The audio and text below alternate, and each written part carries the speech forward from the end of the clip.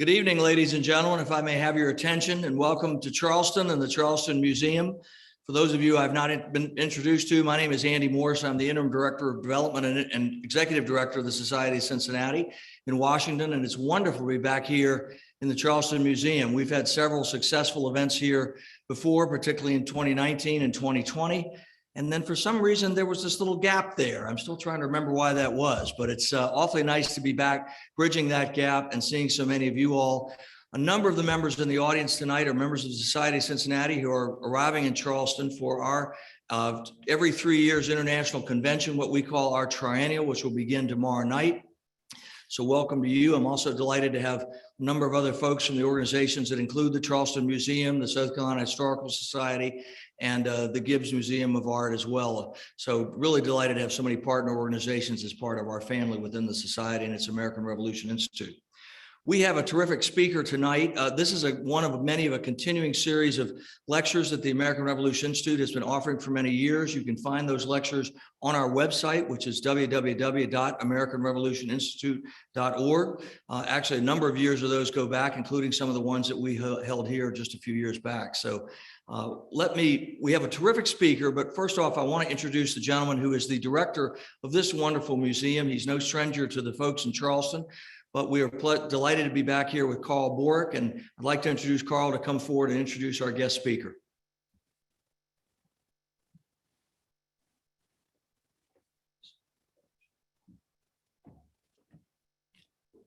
Evening, folks, and thank you for being here tonight. I want to welcome everybody again to the Charleston Museum, which is America's first museum for those folks who are from out of town.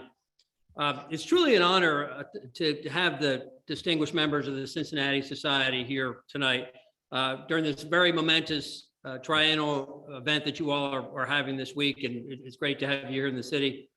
The museum has deep associations with the Cincinnati Society.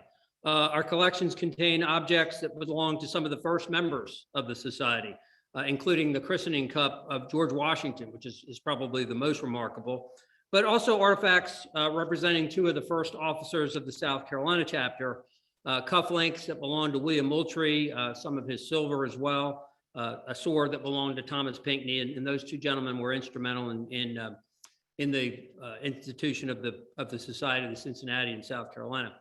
But equally as important, the Cincinnati Society had a key role in the museum's acquisition of our Hayward Washington House, which was the state's first historic house museum. The museum purchased the house in 1929 for $27,500. It made a down payment of $10,000, and of that, the Cincinnati Society contributed $2,500. And so the Cincinnati Society has maintained its headquarters at the Hayward Washington House ever since. We're definitely grateful for that association, but also grateful, again, that you are here tonight. I hope you'll have the opportunity to see the museum and our two historic houses, and I thank you in advance if you do. But now for the real reason we're here tonight, and that's to hear our speaker. He is Dr. C. Bradley Thompson. He is a professor in the political science department at Clemson, and he's the executive director of the Clemson Institute for the Study of Capitalism. He received his PhD from Brown University, and he has been a visiting scholar at Princeton, Harvard, and the University of London. Dr. Thompson has published essays on topics such as natural law theory, Marxism, progressive education, and free market education. And his op-ed essays have appeared in scores of newspapers around the country and abroad, and he has been a contributor to the Times Literary Supplement of London and the Objective Standard. He's also the author of several books, including Anti-Slavery, Political Writings, 1833 to 1860, John Adams and the Spirit of Liberty, and Neoconservatism, an Obituary for an Idea. Most recently, though, he has authored America's Revolutionary Mind, a moral history of the American Revolution and the declaration that defined it, which he'll speak about to us tonight. Roger Kimball of the New Criterion called America's Revolutionary Mind, quote, indisputably a masterpiece. And novelist and journalist Robert Benedetto asserted that it was the most important work of American history in generations. George Will, meanwhile, referred to our speaker as one of America's most astute scholars. So with that kind of acclaim, we're very fortunate to have Dr. Thompson with us tonight. So without further ado, it is my distinct pleasure to introduce Dr. C. Bradley Thompson.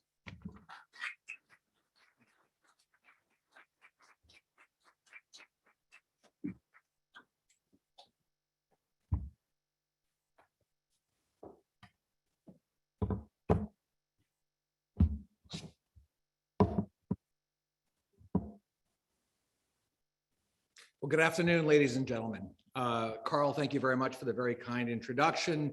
Andy, and to the Society of the Cincinnati, thank you all very much for inviting me, and to our guests visiting from France, welcome to the United States.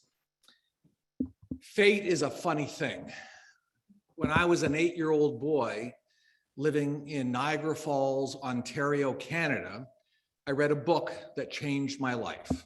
The book was titled the How and Why Book of the American Revolution. And when I read that book, I realized that I was an American born in the wrong country. And how interesting it is now, many, many decades later, that I'm in Charleston, South Carolina, speaking to the Society of the Cincinnati. It's kind of a remarkable thing. My talk this afternoon is on what I call the moral logic of the American Revolution. This means that my talk is not just about the moral ideas of American revolutionaries, but more importantly, we want to know how and why they dedicated their lives, their fortunes, and their sacred honor to the moral cause of independence. In other words, how and why did they translate theory into practice? And I'd like to begin by sharing with you two remarkable statements about the revolution and its causes by two of its most articulate spokesmen, John Adams and Thomas Jefferson. John Adams thought more about the meaning of the American Revolution than any other founding father. In a letter written to Thomas Jefferson in 1815, he asked a simple question: what do we mean by the revolution? Surely not the war, he answered rhetorically. That was no part of the revolution, he declared. The war, he said, was only an effect and consequence of the revolution. The true revolution, he continued, was in the minds of the people. And this, he went on to say, was effected in the course of 15 years before a drop of blood was shed at Lexington. Now think about what that means. The former president was suggesting that the root cause of the American Revolution was to be found in a change in the colonists' moral reasoning and political principles. Adams's comments raise important questions. How and why was the American mind revolutionized in the years before 1775? And more particularly, what new moral ideas defined America's revolutionary consciousness? On May 8th, 1825, 14 months before he died, Thomas Jefferson wrote a letter in which he described the Declaration of Independence as an expression of the American mind. Now, I think these are the most important words ever written about the Declaration, and they provide an important key to unlocking its deepest meaning. Through this felicitous phrase, the Declaration can now be seen as the fulfillment of Adams's true revolution. The Declaration summed up the ideas and assumptions that had hitherto been incomplete, unclear, or discordant during the early years of the imperial crisis. Understanding how and why Jefferson and his fellow revolutionaries discovered, developed, and understood the Declaration's self-evident truths opens, I think, a new pathway to understanding the deepest meaning of the American Revolution itself. And when we combine Adams's claim that the real American Revolution was in the minds of the people, and Jefferson's description of the Declaration as an expression of the American mind, I think we have important clues to help us uncover the revolution's deepest causes and hence its ultimate meaning. So let me turn now to the moral revolution that was the American Revolution. To that end, my objectives this afternoon are twofold. First, to outline the core moral principles of the American Revolution as expressed in the Declaration of Independence. And second, to examine the moral logic that impelled American revolutionaries to fight and die in a war against the world's strongest military force. Now, let me begin by reminding you of exactly what the Declaration says. If you have your handy copy of the Declaration, you might want to pull it out. When in the course of human events, it becomes necessary for one people to dissolve the political bands which have connected them with another, and to assume among the powers of the earth the separate and equal station to which the laws of nature and of nature's God entitle them, a decent respect to the opinions of mankind requires that they should declare the causes which impel them to the separation. We hold these truths to be self-evident, that all men are created equal, that they are endowed by their Creator with certain unalienable rights, that among these are life, liberty, and the pursuit of happiness. That to secure these rights, governments are instituted among men, deriving their just powers from the consent of the governed. That whenever any form of government becomes destructive of these ends, it is the right of the people to alter or to abolish it, and to institute new government, laying its foundation on such principles and organizing its powers in such forms as to them shall seem most likely to affect their safety and happiness. Contained in these two sentences is an entire philosophic universe. What, for instance, did Jefferson and the signers of the Declaration mean when they used the following philosophic concepts? Truth, equality, rights, consent, alter or abolish, which means revolution. Let's start with the Declaration's most philosophic concepts. What exactly did Jefferson mean when he announced, "We hold these truths to be self-evident"? How did the revolutionary generation understand the concept truth? This much I think we know with certainty. American revolutionaries were not moral relativists. They did not think that proper moral principles rest on majority opinion, government edict, or subjective whim. Instead, they believed in the capital T concept truth, which consists of the following characteristics. Truth, including moral truth, is objective, absolute, immutable, universal, and permanent. As Noah Webster, the dictionary man, put it, truth is that which is in, quote, conformity to fact or reality, exact accordance with that which is, or has been, or shall be, close quote. Webster's definition of truth assumes a metaphysical reality defined by a certain view of nature. So, what are the Declaration's self-evident truths? The Declaration lists 4, each of which I think can be summed up in one word: equality, rights, consent, and revolution. The revolutionaries' first self-evident truth says that all men are created equal. What did American revolutionaries mean by equality? By equality, they did not mean sameness or egalitarianism. They rejected the idea of what we might call quantitative sameness. They did not think that all men are or should be equal in all respects.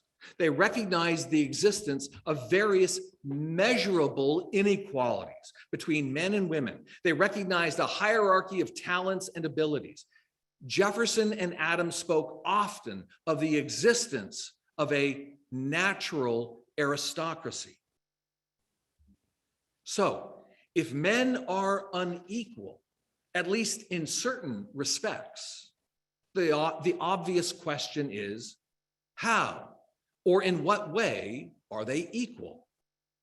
The revolutionaries accepted the view that all men share what we might call qualitative sameness, or what John Locke, the English philosopher, called species equality, which means that all men share common qualities or attributes, and the two most important of which are reason and free will, that distinguish them from all other species.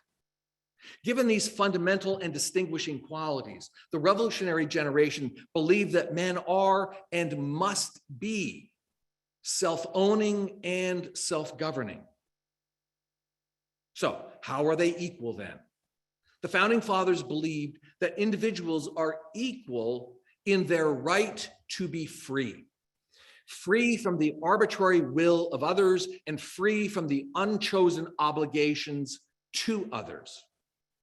This means that no man is by nature the master of another, and no man is by nature the slave of another.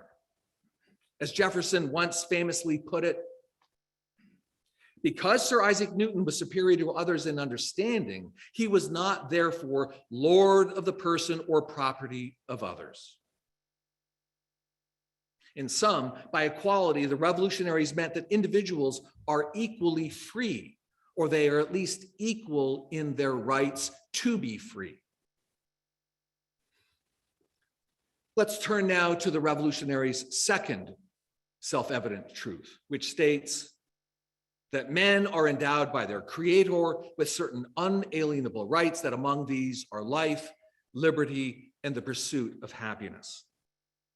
Rather than focus on the particular rights listed in the Declaration, that is life, liberty, and the pursuit of happiness, I'd like to take a broader view this afternoon and explicate how the revolutionary generation understood the very idea of rights.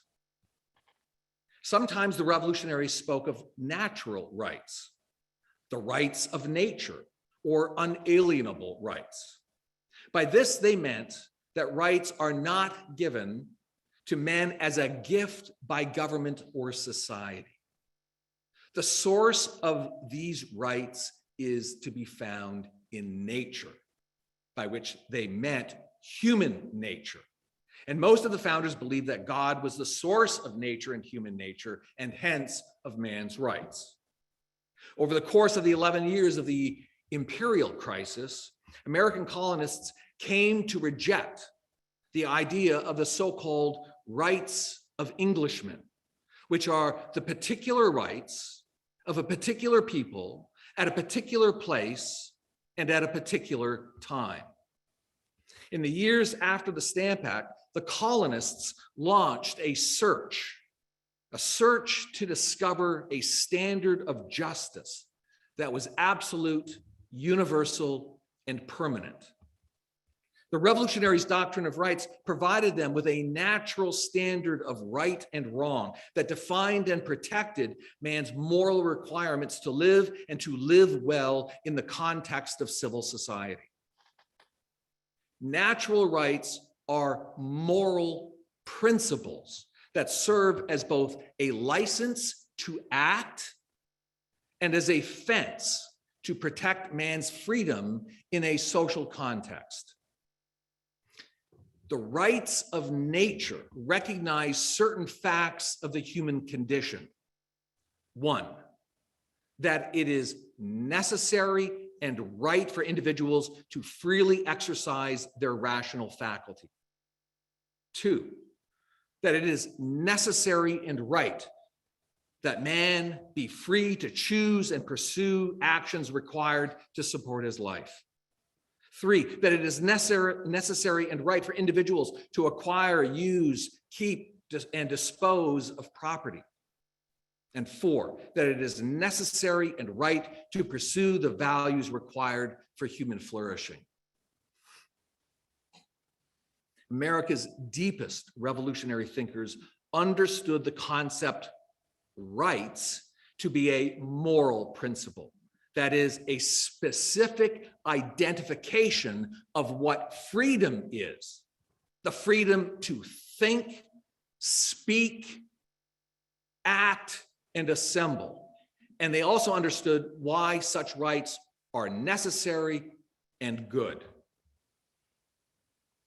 Let's turn now to the revolutionaries' third truth, which states that to secure these rights, governments are instituted among men, deriving their just powers from the consent of the governed. Now, this is a very complex truth, and you'll notice that the complexity of these self-evident truths become more complex as you go from the simplest, namely the first, which is the equality principle, through rights, now to consent, and then the most complex revolutionary truth, which is the right to revolution. So this complex third self-evident truth, what I call the consent truth, says 3 things. First, that the sole purpose of government is to protect the rights of individuals. Its purpose is not to make men equal in possessions, nor to make them morally good. It is to protect their rights as individuals. It says nothing more and it says nothing less. Second, that limited constitutional government is necessary to secure rights. This principle is obviously not stated directly in the Declaration, but I think it's certainly inferred. And third, that government is grounded on the consent of the people, which means that the people are sovereign. While any non-tyrannical form of government can protect the rights of individuals, say a monarchy, the revolutionary generation believed that the republican form of government and its many variations was the best form to achieve the legitimate ends of government, which were simply to protect the rights of individuals.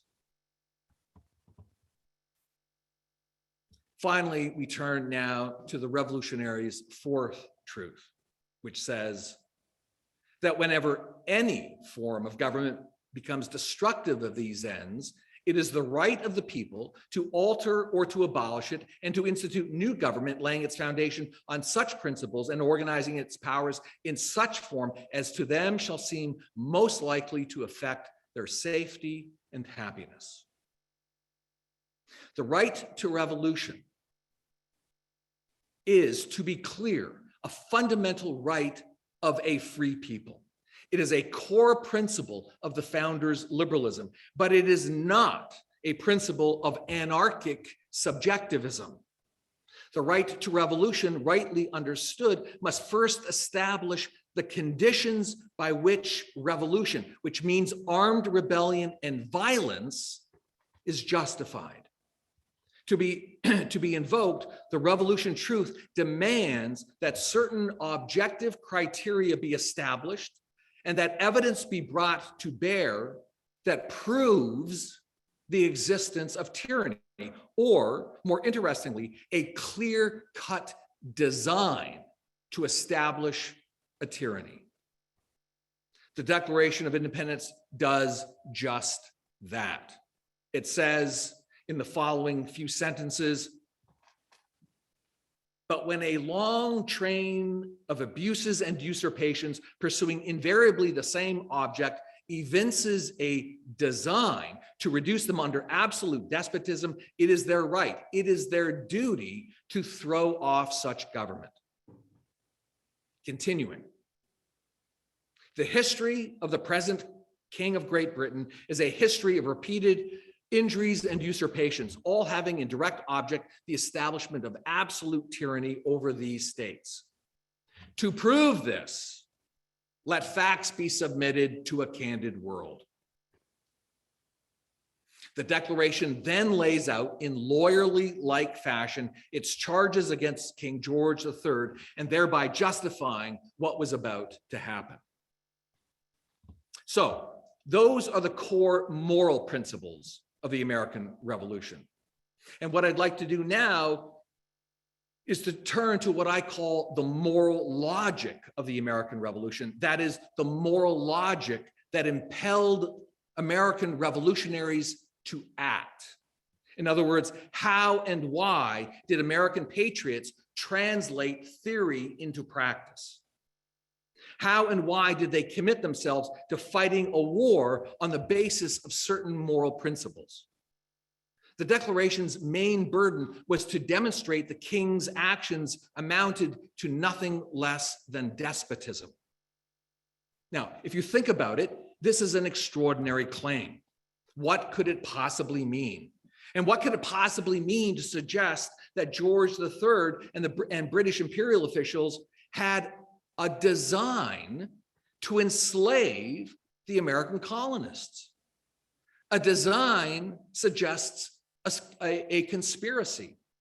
Could that really be true? Now, consider the nature and meaning of this astonishing charge. Great Britain, the freest nation in the history of the world up until the 18th century, stands now accused of tyranny and despotism. How could these charges be true? From the American perspective, King and Parliament had passed a series of laws. The Sugar, Stamp, Declaratory, Townshend, Tea, Coercive, and Prohibitory Acts between 1764 and 1765, between 1764 and 1775, that violated the British Constitution, the colonial charters, common law rights and liberties, and most importantly, the colonists' natural rights to life, liberty, property, and the pursuit of happiness. The king had, in other words, destroyed the provincials' ability to govern themselves.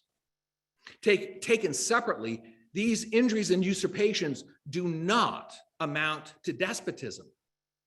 But when they are all taken together and given that they were all passed in quick succession over the course of 10 or 11 years, it is reasonable to conclude, as American revolutionaries did, that this long train of abuses amounts to nothing less, as the Declaration says, it's reduced to nothing less than a design, right, to put them under absolute despotism.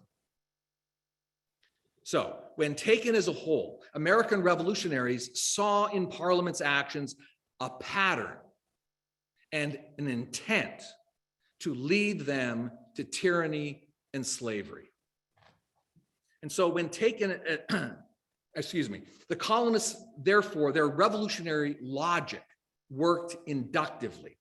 Their observation and experience of repeated actions, that is, the effects, inspired them to integrate discrete events into a pattern in order to identify the ultimate motive, that is, the cause.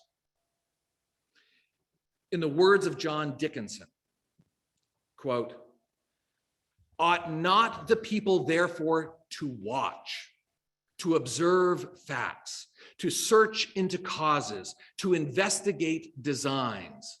And have they not a right of judging from the evidence before them on no slighter points than their liberty and happiness?" Close quote. The Declaration's moral and political charge, that is the establishment of an absolute tyranny over these states, is therefore proved by presenting, integrating, and evaluating the facts of the case, which is precisely what the Declaration does after its first two sentences. As I get closer to the end of my talk, I'd like to return for a moment to the Declaration's first sentence, which says, "When in the course of human events, It becomes necessary for one people to dissolve the political bands which have connected them with another. And on and on and on. Here's my question. Why was separation, which means war, said to be necessary or even a duty? This has always puzzled me. Necessary means that it must be. But why must it be? And surely necessary in this context doesn't mean that it's inevitable, because there's nothing inevitable about history. It couldn't be predetermined. American revolutionaries had a choice, and they chose war. The fact that they deemed the decision to fight as necessary says something, I think, about their moral constitutions. Our entry point for examining why American revolutionaries thought it was necessary to separate from king and country can be seen, I think, by examining a phrase that they often used during the 1760s and 1770s. The spirit of liberty. To modern historians, the notion of a spirit of liberty might seem like little more than flowery rhetoric. To 18th century Americans, however, it meant something real and important. The revolutionaries' dedication to the spirit of liberty as a cardinal virtue is a powerful theme that defines, I think, the American response to the imperial crisis. The word spirit, as used in that phrase, signifies both an idea and an action. The phrase spirit of liberty implied an action in defense of a principle, and it was characterized by certain qualities and virtues in the defense of existential liberty. American revolutionaries attributed the following characteristics to the spirit of liberty. It was, in their view, a sentiment, a mindset, a disposition, and a virtue. As a sentiment, it loves freedom and hates slavery. As a mindset, it is watchful and suspicious. As a disposition, it is restless, protective, and vigilant. And as a virtue, it is defined by fortitude, courage, and patriotism. Taken all together, the spirit of liberty is a sense of life defined by independence in the fullest sense of the term. The spirit of liberty served as a kind of moral and psychological tripwire that was first triggered by the passage of the Stamp Act in 1765 and then kept active with the passage of every piece of British legislation aimed at the Americans in the decade leading up to 1776. During these years, American Whigs developed objective standards by which to measure the justice and injustice of British legislation. These standards, when combined with the provincials' spirit of liberty, provided them with an early warning system that alerted them day or night to the growth of arbitrary power. By the early 1760s, this emerging moral awareness was taking root in the political consciousness of the Anglo-Americans. Thus, their contest with Great Britain was not to create new freedoms de novo, but to restore and maintain a sense of freedoms lost. The American spirit of liberty meant resisting the forces of despotism before such forces could sink roots in America. It was common for colonial Americans to view power as restless and sleepless, which meant that they must be ever alert to its machinations. They frequently invoked Machiavelli's famous dictum from the Discourses on Livy, obsta principiis, that is, to resist first beginnings. According to John Dickinson, quote, "A free people then can never be too quick in observing, nor too firm in opposing the beginnings of alteration, either in form or reality, respecting institutions formed for their security. The keepers of America's vestal flame recognize that political power is an omnipresent force in all human societies, which is why the liberty-loving spirit of the people must be ignited, nurtured, and constantly on alert. No infringement of their rights should be seen as too small to protest or resist.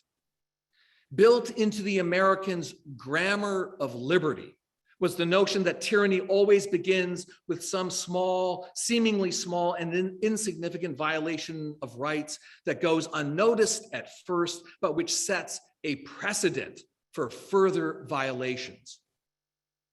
The moral logic of America's revolutionary mind was captured most brilliantly by John Dickinson in his Letters from a Farmer in Pennsylvania.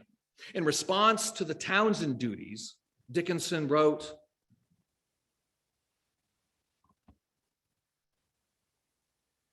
"Some persons may think this act of no consequence because the duties are so small. A fatal error. That is the very circumstance most alarming to me, for I am convinced that the authors of this law would never have obtained an act to raise so trifling a sum as it must do had they not intended to establish a precedent for future use. To console ourselves with the smallness of the duties is to walk deliberately into the snare that is set for us. In short, if they have a right to levy a tax of 1 penny upon us, they have a right to levy 1,000,000 upon us. For where does their right stop?" Dickinson continued, "This money is to be taken from us. We are therefore taxed. Those who are taxed without their consent expressed by themselves or their representatives are slaves. We are taxed without our consent expressed by ourselves or our representatives. We are therefore slaves." The Americans' spirit of liberty provides, I think, the primary causal explanation for why they reacted to the stamp declaratory Townsend T coercive and prohibitory acts with such a determined and principled way. American revolutionaries would permit no breach between theory and practice, ideas and actions, words and deeds. They were moral absolutists, not just in theory, but also in practice. The virtue of integrity was the linchpin that united theory and practice in the revolutionaries' moral universe.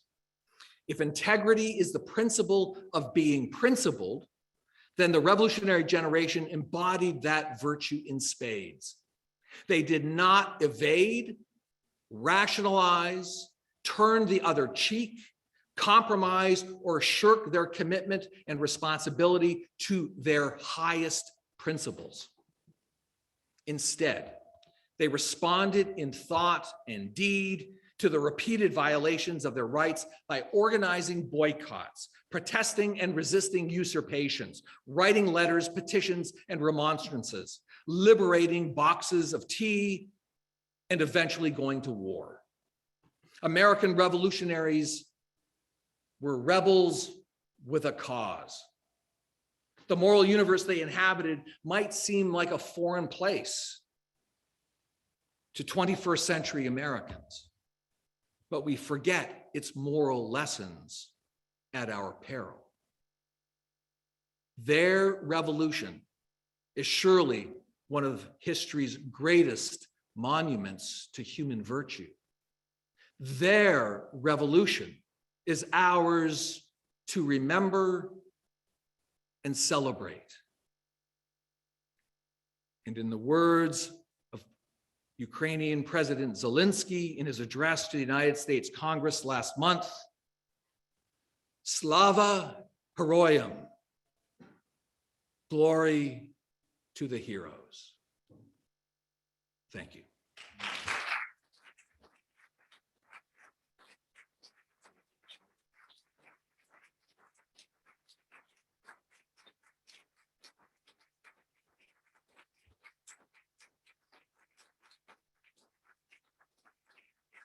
Thank you very much, Dr. Thompson. If you wouldn't mind, we're gonna take some questions from the audience if there are any. I'll do my best. Slightly higher than throughout the house.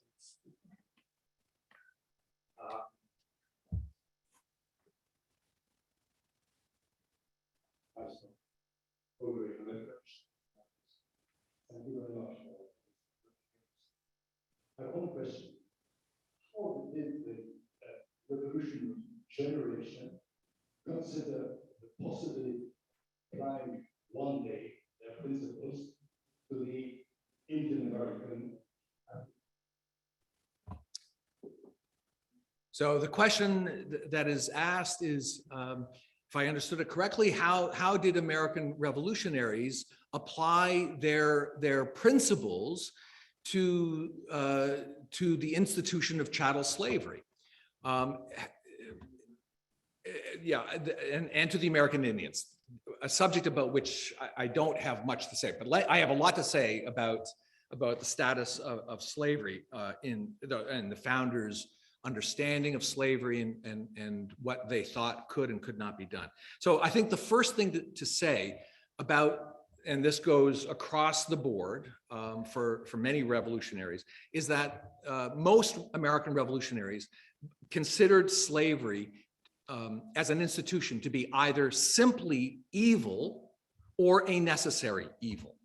And they had a range of views, right? Not all American revolutionaries, as children in this country are taught today, were either slaveholders or for slavery. The fact of the matter is there was a full range of views. On the one end of the spectrum, there were those founding fathers like John Adams, who never owned a slave and who were absolutely opposed to slavery their entire lives.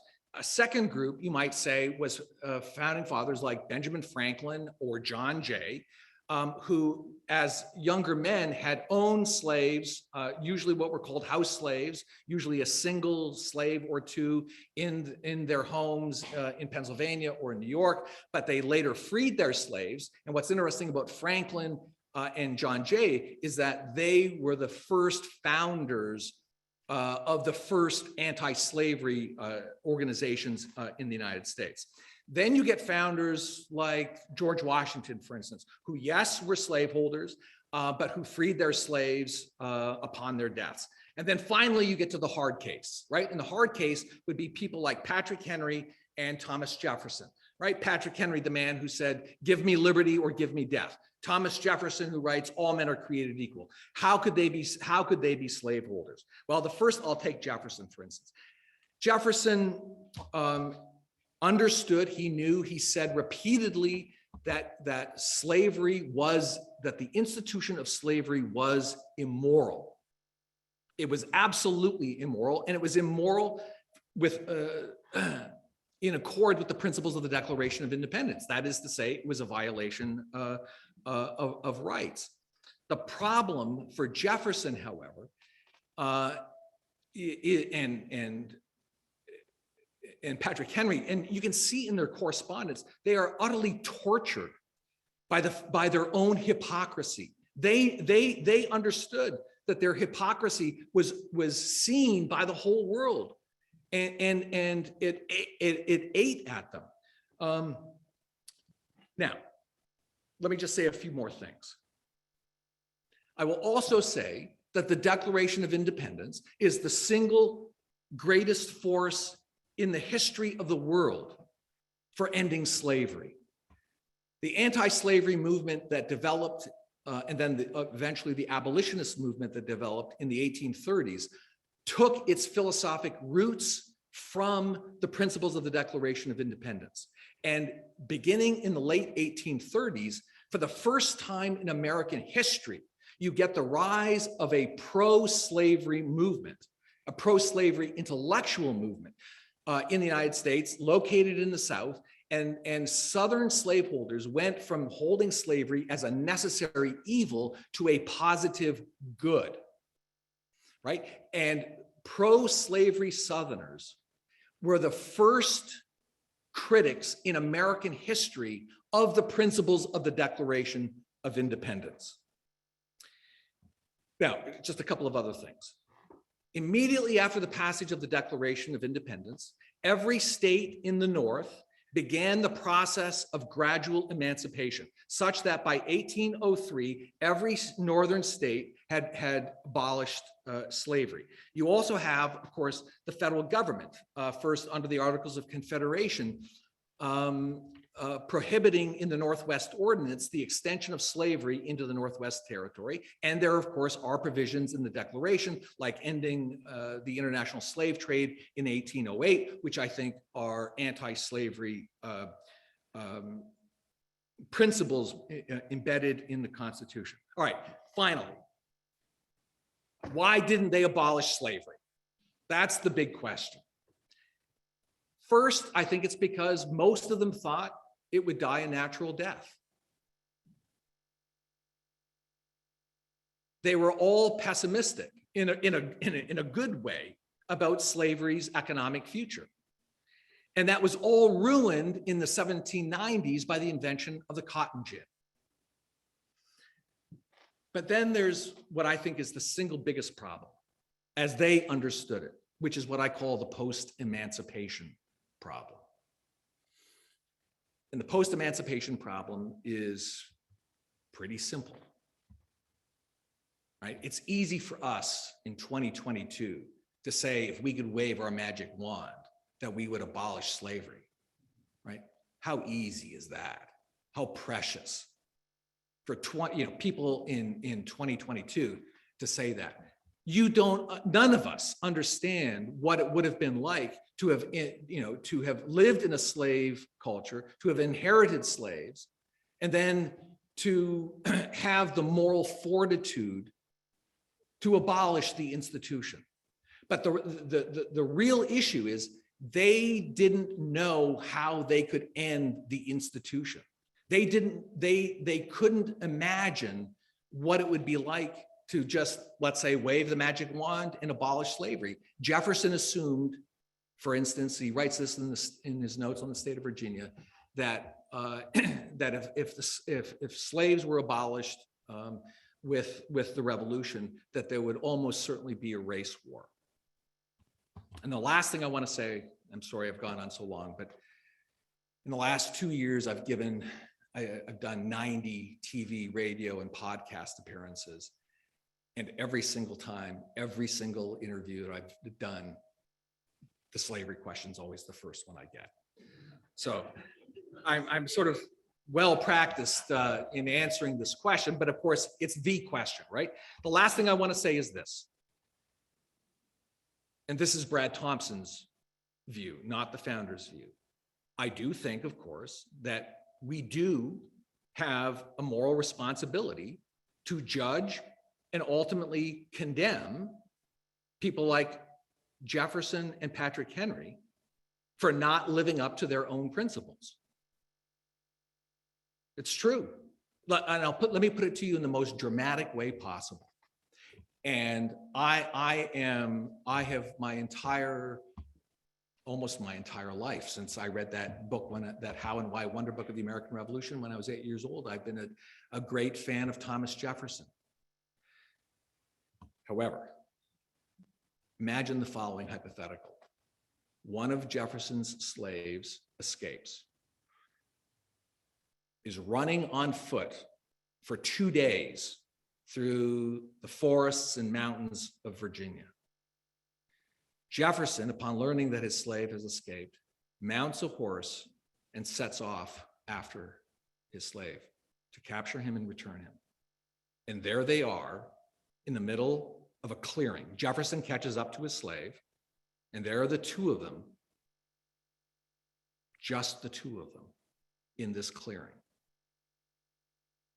Question: does the slave have the moral right to kill Thomas Jefferson? And the answer has to be yes.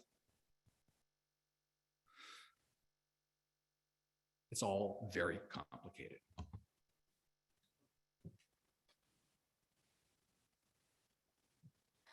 Charles. After the 7 Years' War, the British government spent, in today's dollars, probably billions of pounds defending the states against the French.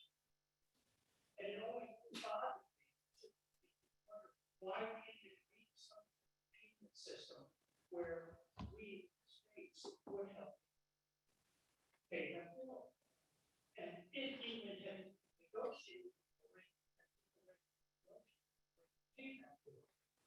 on a fair basis, or England said we would accept representation from the colonies in Parliament, what would have been different today?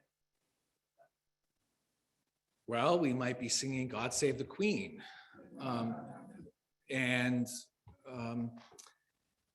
I mean, if you put it in the context of the time, which your question does, so let's transport ourselves back in time to 1764, which is when the Sugar Act is first passed.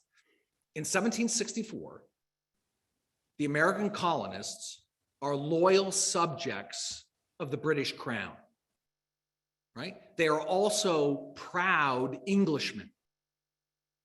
And they are also the freest and wealthiest people probably in the history of the world. And so it's an odd thing, isn't it? Right? That the following year in 1765, with the passage of the Stamp Act, they rise up in rebellion. And the question is why? Right? Why didn't they negotiate? Well, in many ways they did. So between 1765 and really right up until 1775, a decade later, they sent all kinds of petitions and remonstrances over to the British Crown and to Parliament, trying to help figure out a way to resolve the crisis. The problem is the Americans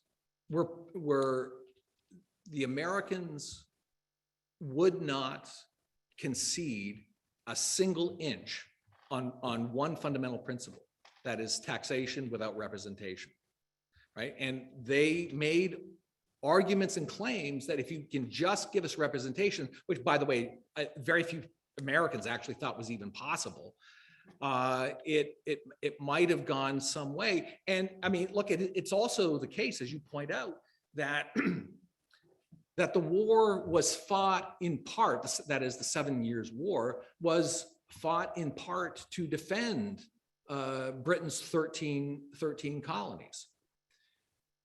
That's true. And great expense was used to fight that war. But that war wasn't actually an unmitigated good for the colonists, because it prevented them, for instance, after the war, the British Parliament passed a law prohibiting the colonists from moving west over the Appalachian Mountains. And then it tried to tax them, and it tried to tax them without their consent. And for the Americans, and I mean, this is what I tried to sort of relate in my talk. I mean, it's almost impossible for us in the 21st century to understand the Americans' commitment to moral principles. Like, if the question that you were to ask me is, what's the single biggest difference between American patriots in the 1760s and 70s and Americans today, I would say it was their commitment, their principled commitment to freedom. And that principled commitment to freedom meant that they were willing to sacrifice, to dedicate their lives, their fortunes, and their sacred honor in defense of their moral principles. So, to sum up and answer to your question, I really think the bottom line is this.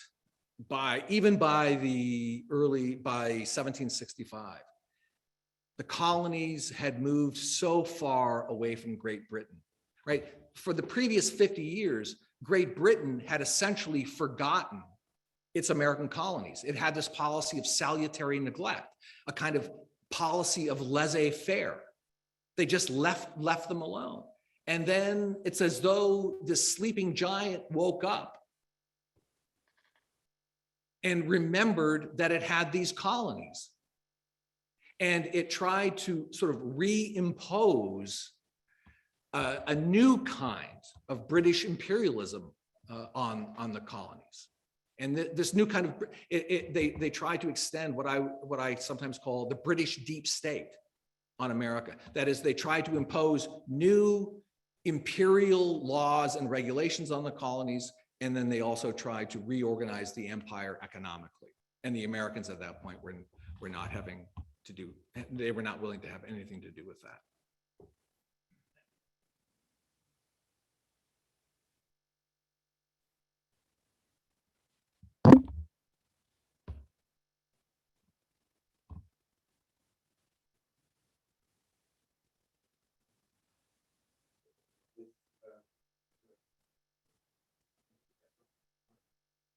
I was wondering whether this more contact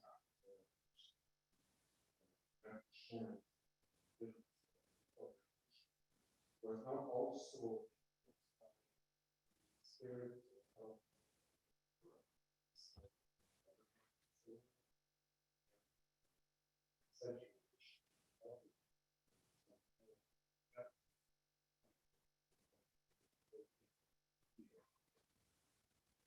So the question that's been asked is, were the American Revolutionaries influenced in any way by 18th century European philosophers, and in particular with regard to this idea of a social contract, and more specifically, the ideas of Jean-Jacques Rousseau? The answer to the question is both yes and no. So American revolutionaries were influenced, yes, by some European Enlightenment philosophers. Without question, the single most important was, at least in the decade leading up to the revolution, they were most influenced by the late 17th century English philosopher John Locke, whose ideas they took almost, I mean, the Declaration of Independence, you could say, is a précis of Locke's second treatise of government, right? Almost everything that's argued in the Declaration you can find in Locke's second treatise. I would say the second European philosopher, in this case French philosopher, that they were influenced by was Montesquieu. But they were not influenced by Montesquieu in the years leading up to 1776. But Montesquieu became the leading philosopher for the Americans in the decade after 1776, as the Americans are now beginning to draft state revolutionary constitutions. That is, when they're concerned with the question of constitution making. Culminating in 1787 with the drafting of the federal constitution. Without question, Montesquieu, not Locke, but Montesquieu is the leading philosopher that they're influenced by. I don't mean to be a bad host, but I must speak directly. American revolutionaries were not influenced in any way, shape, or form by Jean-Jacques Rousseau. And the differences between the French Declaration of Human Rights and the American Declaration of Independence, and particularly on the question of rights, is very different. So Rousseau's discussion of what he called the general will in his social contract, I do think, I would argue, is the single most important influence on the French Revolution. And I also think the terror, I would argue that the terror which comes out of the French Revolution is influenced by the ideas of Rousseau. And on the American side, it's Locke and Montesquieu.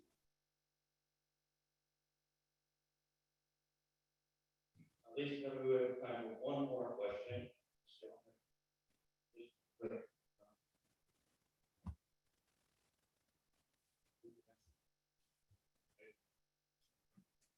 this,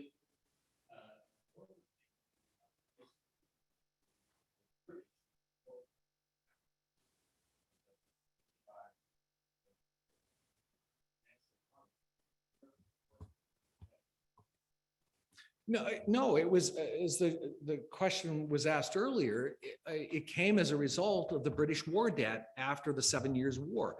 So Britain fought a war. It was in many ways a world war. The 7 Years' War was fought not just on the North American continent. It was fought in other places around the world. But the principal battlefields of the 7 Years' War were fought in North America. A battle between Great Britain and France, and it was a relatively long and for both nations a very costly war. Right, for the two most powerful European powers to fight a war not in Europe but in America or on the North American continent, effectively broke the bank in both nations. So the economic cause of the passage of all of these laws, from the let's call it the Stamp Act up through the Coercive Acts, was to fund the war debt. But it's also more than that. You see, I think it would be a mistake for us to think that the American reaction to British actions was simply and solely because of the introduction of taxes by the British Parliament. Clearly that played a big part. But what was just as bothersome to the Americans was the imposition of a new British bureaucracy in the colonies, right? So now all of a sudden you've got hundreds, thousands of tax collectors, revenue collectors, backed by a presence that had not been on the Eastern Seaboard before, namely British soldiers and the British Navy, right? So from the American perspective, they're now seeing it's not just taxes, it's all kinds of new regulations that are controlling both their economic lives and their political lives. The Coercive Acts of 1774, for instance, effectively abolished the Massachusetts Constitution or the Massachusetts Charter, which effectively served as a constitution for the Americans. So the American reaction against these actions of the British Parliament were not simply, believe me, the revolution was not about, or it was not simply or solely about taxation. There were many, many other things that the Americans considered to be in violation of their fundamental right of self-governance.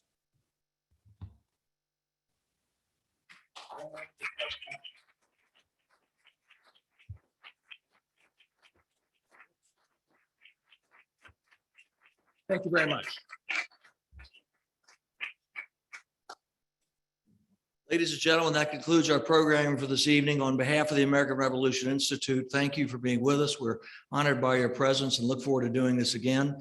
Have a great evening, and again, appreciate your time tonight. Thanks very much.